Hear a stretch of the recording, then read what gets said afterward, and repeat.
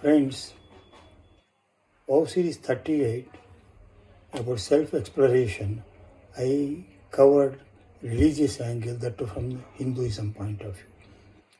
In of series 39, I talked about two psychological theories, Sigmund Freud theory and also Dr. Eric Burns TA.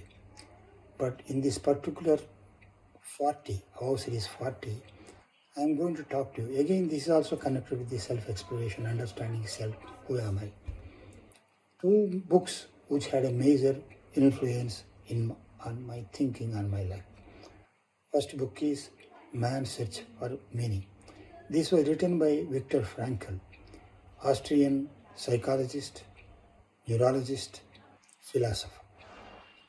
He has written this book, Man's Search for Meaning, after undergoing a lot of suffering in Nazi's concentration camp. He has seen people starving to death, people being cut into pieces, people, innumerable difficulties, innumerable problems they have faced.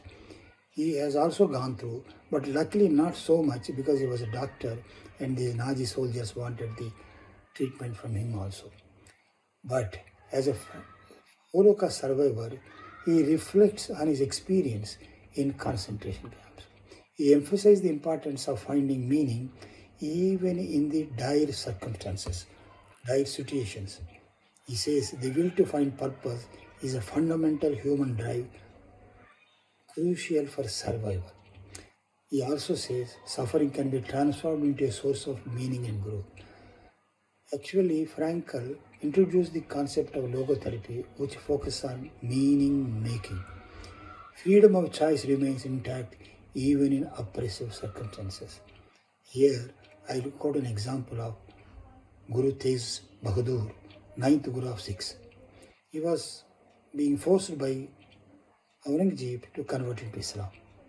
He said, if you are going to convert into Islam, all other Hindus and others will also become Muslims. Otherwise, I am going to kill you.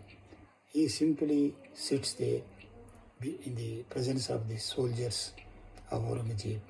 And also a lot of Hindus and Sikhs are observing. He simply sits there, doesn't give a reply, and is doing his japa. And his head was cut. But he died smilingly because he wanted to practice Sikhism and Hinduism. Therefore, even under Victor Frankl says, freedom of choice remains intact even in oppressive circumstances. Love, creativity, and the pursuit of values are essential in fulfilling life. Happiness, he says, is a byproduct of meaning. It cannot be pursued directly. The search for meaning is unique to each individual and evolves over a period of time. Ultimately, life's meaning can be found through suffering, love, and service to others. He says the most ennobling purpose of life is to take care of others. Friends, I want you to go through this book, Man's Search for Meaning by Victor Frankl, Victor Frankl. It is available on Amazon. I want you to read it. You will also find a lot of meaning in it. Therefore, in this particular aspect, I want to quote a poem written by me long back. I will read that poem to you.